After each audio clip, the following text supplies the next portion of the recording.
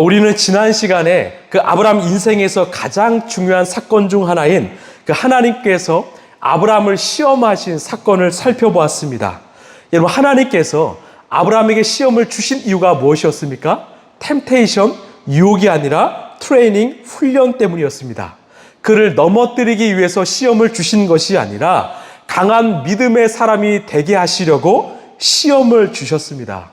여러분, 하나님은요, 아브라함을 한 가정의 조상, 또한 한 민족의 조상으로 부르지 않으셨습니다. 바로 모든 민족의 믿음의 조상으로 부르셨습니다.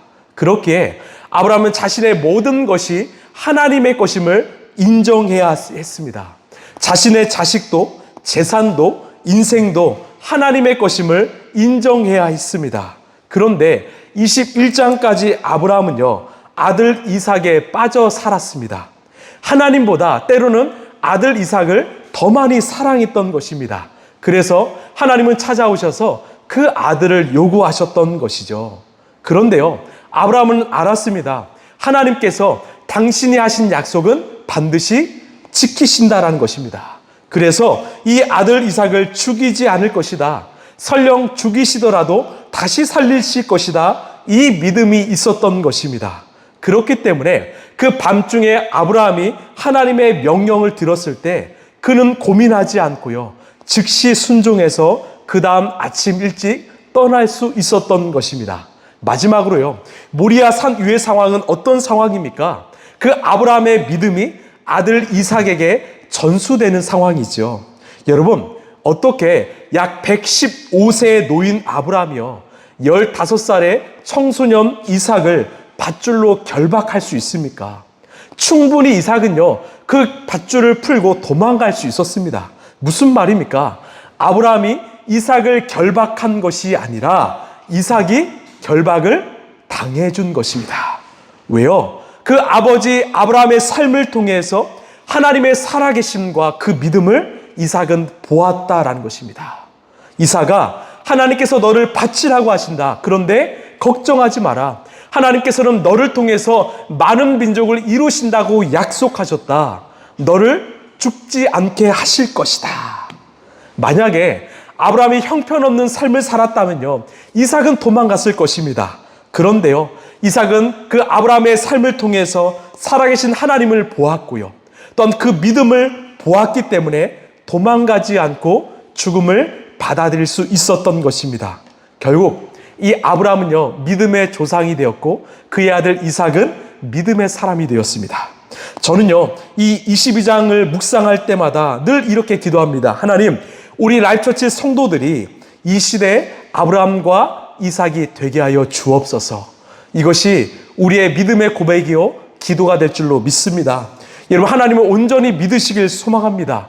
그 믿음으로, 또는 우리의 삶으로 여전히 내 주변에 믿지 않은 영혼들을 주님께 인도하는 이 시대에 정말 믿음의 조상 아브라함이 되시길 간절히 소망합니다. 자, 우리 오늘 말씀 13, 14절입니다. 자, 시작. 아브라함이 고개를 들고 살펴보니 수풀 속에 순양 한 마리가 있는데 그 뿔이 수풀에 걸려 있었다. 그래서 순양 잡아다가 아들 대신에 그것으로 번제를 드렸다. 이런 일이 있었으므로 아브라함이 그곳의 이름을 여호와 이레라고 하였다. 오늘날까지도 사람들은 주님의 산에서 준비될 것이다는 말을 한다. 아멘. 자, 하나님이 아브라함을 찾아오시고 이제 아브라함은 주변을 살펴보니까 그 수풀에 뿔이 걸린 그 순양 한 마리를 보았습니다. 그리고 그 양을 잡아서 하나님께 번제를 드렸지요. 여러분, 그 순양은 누가 준비하셨을까요? 바로 우리 하나님입니다. 하나님께서 준비하셨습니다. 그래서 아브라함은 그 땅을 향해서 여호와 이레라고 했습니다. 이 말의 뜻은요, 하나님이 모든 것을 준비하셨다입니다. 준비하신 하나님이라는 것이죠. 그렇습니다. 지금 인생의 마지막을 살고 있는 아브라함에게 하나님은요, 모든 것을 준비하시는 하나님이었습니다. 자신의 인생을 돌아보니까 자기가 준비한 것이 하나도 없더라고요.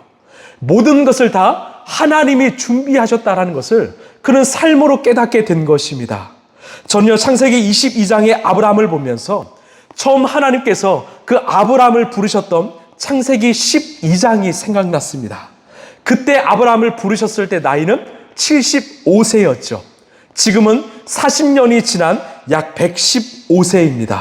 그리고 40년의 긴 시간 동안 이 아브라함의 믿음이요, 우리는 많이 성장했다는 것을 알게 됩니다. 이는 어떻게 성장했을까? 이 아브라함의 고백을 통해서 우리 알 수 있는데요. 첫 번째, 우리 창세기 12장 2절입니다. 함께 읽겠습니다. 시작. 내가 너로 큰 민족이 되게 하고 너에게 복을 주어서 내가 크게 이름을 떨치게 하겠다. 너는 복의 근원이 될 것이다. 아멘. 하나님께서 처음 아브라함에 찾아오셔서 하신 말씀은 바로 내가 너에게 복을 주겠다입니다.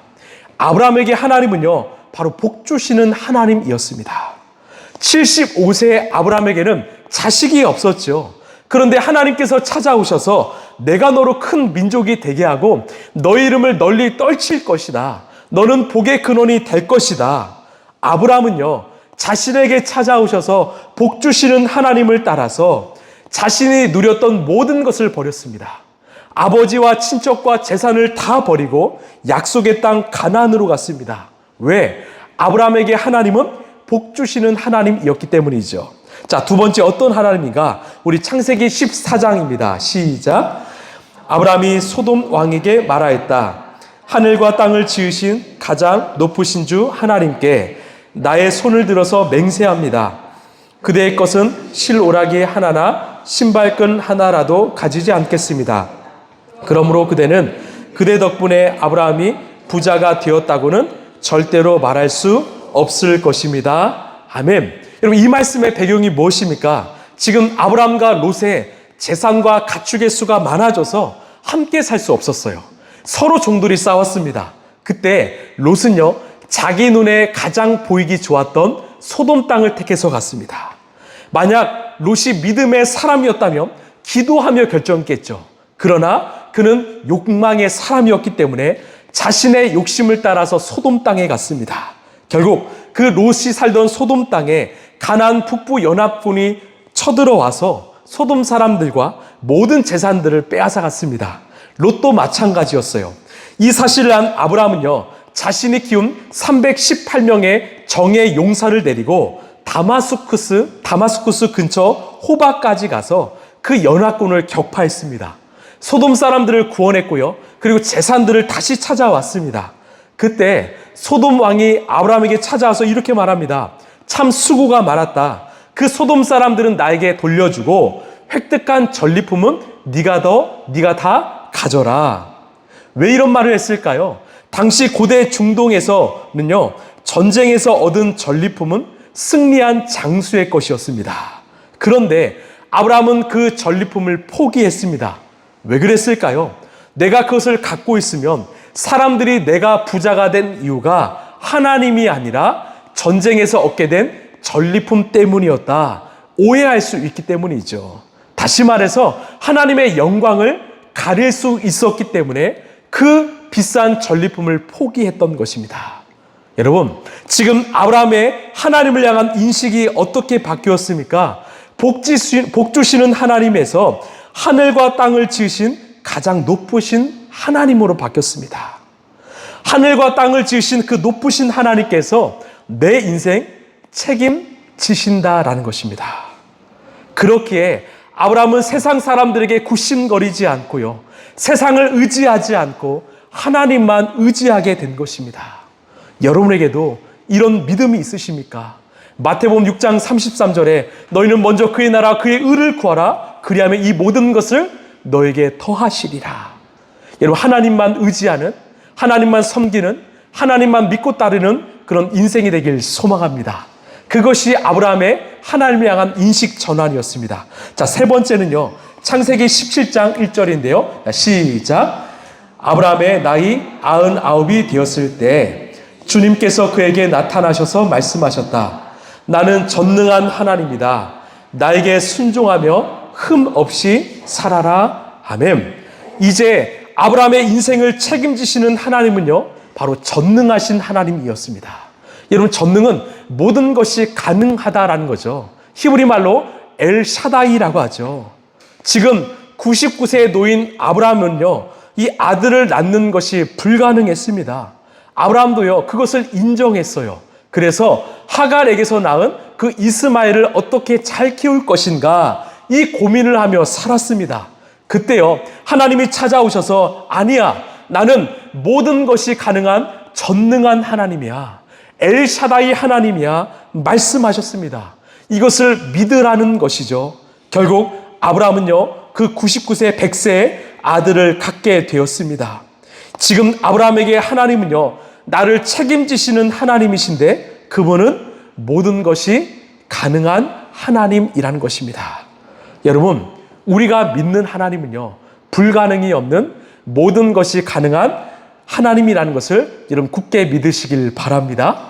자, 네 번째, 우리 창세기 21장입니다. 시작.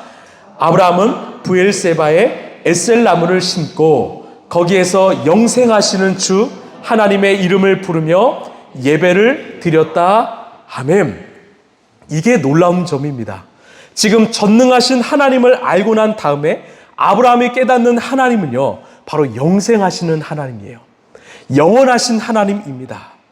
내가 믿는 하나님은요, 내가 살아있는 동안에만 전능하신 분이 아니라 영원토록 전능하신 분이라는 거죠. 여러분, 만약에요, 우리가 하나님을 믿는데 영원하신 하나님을 믿지 않는다면요, 우리의 삶의 목적은 이 땅에서 잘 먹고 잘 사는 것으로 끝났을 것입니다. 그러나 우리 하나님은요, 영생하신 영원하신 하나님이에요. 우리의 인생을 영원토록 책임지시는 하나님이십니다. 여러분, 믿으십니까? 자, 그렇다면 이 아브라함의 믿음이 이해가 되지 않을까요? 아브라함이요, 이 영생하시는 하나님을 믿었기 때문에 지금 번제단 위에 누운 아들 이삭에게 뭐라고 고백했습니까? 아들아, 하나님이 너를 죽이지 않으실 거야. 설령 죽이시더라도 다시 살려주실 것이야. 왜? 내가 믿는 하나님은 영생하시는 하나님, 영원하신 하나님이기 때문이야. 여러분, 이해가 되십니까? 지금 아브라함의 믿음이요, 시간이 지날수록 성장했습니다. 40년 동안 성장했기 때문에 창세기 22장에 그 제단 위의 고백이 나올 수 있었던 거예요. 그리고 오늘 뭐라고 고백합니까? 여호와 이레라고 합니다. 우리 하나님은 하늘과 땅의 주인이시고 또 전능하시고 또 영생하시고 영원하신 분이시지만 그 하나님은 저 멀리 계신 분도 아니라 나와 상관없는 분도 아니라 우리 각자의 인생에 개입하셔서 우리에게 필요한 모든 것을 준비하시는 분이시다. 이게 바로 아브라함의 믿음의 결론인 것입니다. 여러분, 여러분에게 하나님은 어떤 분이십니까? 지금 여러분이 믿고 있는 하나님은 어떤 분이십니까? 여러분의 삶을 통해서 그 하나님은 증명될 것입니다. 여러분, 우리가 하나님을 알되 힘써 알게 되길 소망합니다. 이 안다라는 말은 히브리 말로 야다라고 하는데요, 이것은 단순히 지식적인 것을 넘어서서 내 삶으로, 내 인생으로 경험한 하나님이라는 거예요. 그것으로 안다라는 거죠. 여러분, 하나님을 아시되 힘써 아시게 되길 소망합니다. 그리고 지식적으로만 아는 것에 그치는 것이 아니라 우리의 삶을 통해서, 우리의 인생을 통해서 그 하나님을 경험하게 되시길 소망합니다. 여러분, 하나님을 믿는 그 믿음이 성장했습니까? 내 믿음이 자라났습니까? 여러분, 내 믿음이 커진다는 것은요, 내가 믿음이 커진 것만큼 나를 더 부인하는 것입니다. 그 믿음이 커진 것만큼 나를 더 내려놓을 수 있는 것입니다. 하나님의 자리가 커지면 커질수록 나의 자리는 더 작아지는 것입니다. 만약에 내가 하나님을 믿는다고 하지만 나를 부인하지 않고요, 나를 내려놓지 않는다면 나는 그거 하나님 믿는 거 아니지요. 오히려 내가 만든 하나님을 믿는 것입니다. 내가 바라고 원하는 그런 거짓 하나님을 믿는 것이죠. 안 됩니다. 진짜 하나님의 사람은요, 겸손할 수밖에 없어요. 진짜 하나님의 사람은요, 순종할 수밖에 없습니다. 왜? 내가 우리 하나님의 크심을 알기 때문이에요. 그 하나님 앞에 나의 작음을 알기 때문입니다. 그래서 우리는 입술로 여호와 이레, 하나님께서 내 인생 가운데 모든 것을 준비하셨다라는 것을 고백할 수밖에 없게 되는 것입니다. 이게 바로 아브라함의 40년의 신앙 고백입니다. 우리도 마찬가지입니다. 이 믿음의 길을 걷다가 우리 마지막 그 순간에 우리도 입술로 여호와 이래, 하나님께서 내 인생 가운데 모든 것을 다 준비하셨다, 이렇게 고백할 수 있는 저와 여러분 되길 간절히 소망합니다. 우리 15절에서 17절까지 함께 읽겠습니다. 시작. 주님의 천사가 하늘에서 두 번째로 아브라함을 불러서 말하였다. 주님의 말씀이다.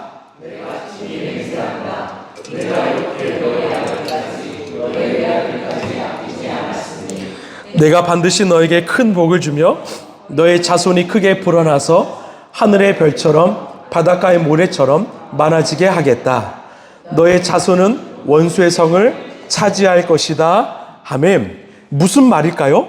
우리 주님께서 하신 약속은 반드시 지키신다라는 거예요. 이루어진다라는 거죠. 그리고 아브라함에게 큰 복을 주시는데, 원래 주시는 복에 플러스 너의 자손은 원수의 성을 차지할 것이다. 결국 이 땅의 모든 성을 차지하게 될 것이다 라고 말씀하셨습니다. 여러분, 훗날 어떻게 되었습니까? 그 이삭의 후손이요, 출애굽을 하고요, 어떻게 합니까? 가나안 땅의 모든 성을 차지하게 되지요.